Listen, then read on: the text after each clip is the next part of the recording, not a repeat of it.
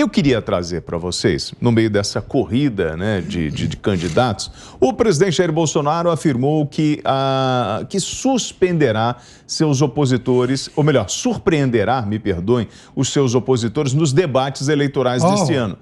O postulante à reeleição voltou a afirmar que participará dos enfrentamentos. Adriles Jorge, sim, senhor. Então agora é a hora de colocar tudo na mesa e apresentar o resultado do trabalho nesse período na gestão Bolsonaro. Tudo na mesa. E ele vai para o tudo ou nada, né? Tudo na mesa é estabelecer a história. É estabelecer e restabelecer a história.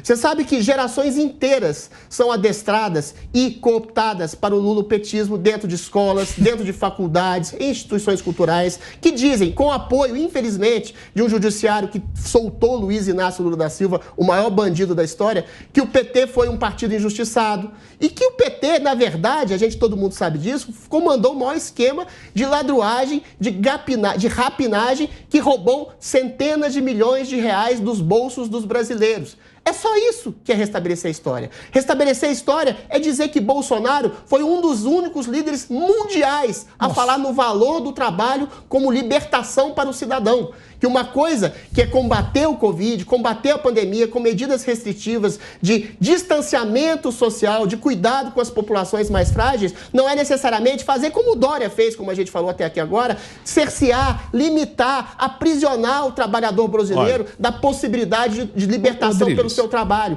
Bolsonaro fez o maior programa assistencial do mundo, dando comida e dinheiro na mão do trabalhador pobre que foi alijado de sua possibilidade de trabalho. São só essas duas frentes. Lembrar que o lulopetismo, que hoje se coloca como favorito à presidência da República, foi responsável pelo maior esquema de corrupção da história da República, da história mundial, e que ele, Bolsonaro, valoriza o trabalho e a possibilidade de libertação do cidadão brasileiro através do trabalho que foi cerceada por prefeitos, governadores que tolheram a possibilidade do cidadão de se libertar pela possibilidade do trabalho.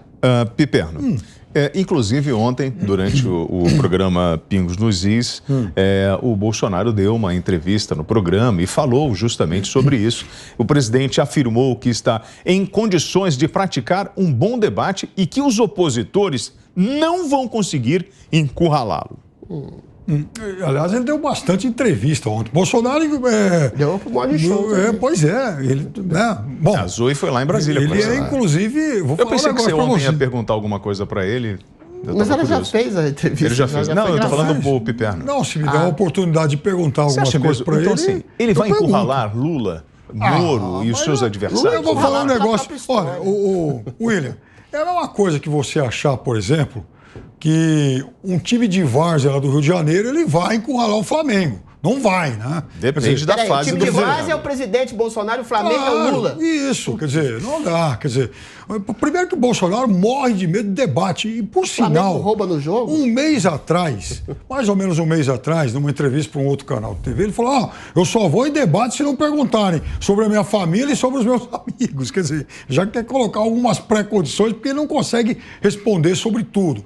Enfim, Bolsonaro, além de ser um boçal, é um inimigo dos sonhos de todo mundo. Quer dizer, todo mundo quer debater com o Bolsonaro porque ele não aguenta o tranco, ele não tem repertório para isso, ele não tem preparo. Você toparia debater com o Bolsonaro? Mas no momento em que ele quiser. Até porque... O convite foi feito, hein, presidente?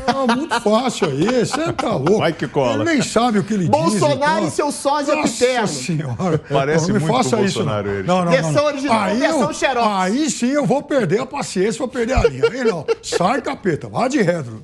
Mas o fato é que ele é um debatedor fraquíssimo, ele não tem argumentos. Ele encurralou até o William Bonner e a Renata Vasconcelos lá na Globo. O governo dele é pífio de resultados. Falou assim, vocês ganham com PJ. Agora, de novo, vocês burlam o fisco. Inflação nos últimos 10 Renata Vasconcelos, anos. fica falando de salário, indicador ruim. E você ganha menos que o William Bonner, que é o homem que está na posição. O que ele vai oferecer para a nação, a não ser o caos e tal? Imagina. Caramba, o Bolsonaro foi lá no Jornal Nacional, né? E ganhou debate do William Bonner e da Renata Vasconcelos que tentaram encurralá-lo. Certo. Você sabe que o ex-presidente Lula, ele falou, Bolsonaro falou sobre o ex-presidente Lula, e o Bolsonaro criticou as prováveis medidas econômicas adotadas caso o petista volte ao poder, o tal do revogaço, né? Ele citou essa revisão trabalhista, como por exemplo, você acha que o Lula teria a coragem de refazer tudo isso que a equipe de Paulo Guedes fez, William?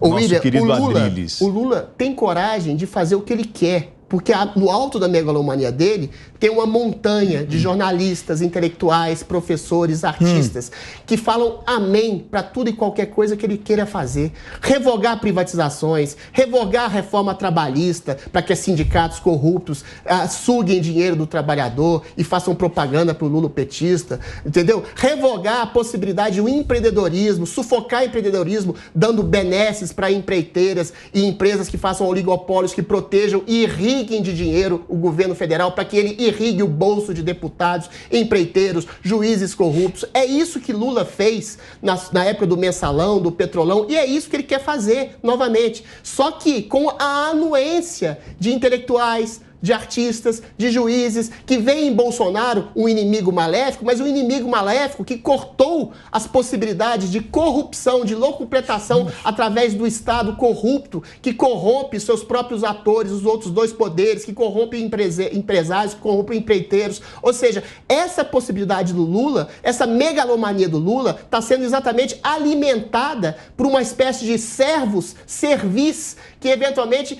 Quando ele fala, por exemplo, que vai a regular as mídias, a internet, a própria imprensa, a imprensa praticamente não fala nada. Então, eventualmente, ele tem um apoio tão grande dentro das hostes intelectuais, das hostes artísticas, das hostes políticas, fisiológicas, que querem novamente ser irrigadas com a corrupção lulopetista, que não falam nada para esses absurdos de elogios de ditadores, de revogação de privatização, revogação de reforma trabalhista, de um Estado inchado que faz mais estatais, que penduram empregos. Tudo isso Lula promete de boca aberta, boquirroto que ele é, porque ele sabe que tem servis lacaios que abrem o caminho e servem como capacho para o caminho para Lula, para um terceiro mandato corrupto, imoralmente e financeiramente corrupto. Lula, se eleito, será o grande mal da América Latina. Piperno, eu não vi o Lula falando sobre a Lei Rouanet, né? Mas não sei se ele vai mexer nisso também, porque o Bolsonaro acabou mexendo ali.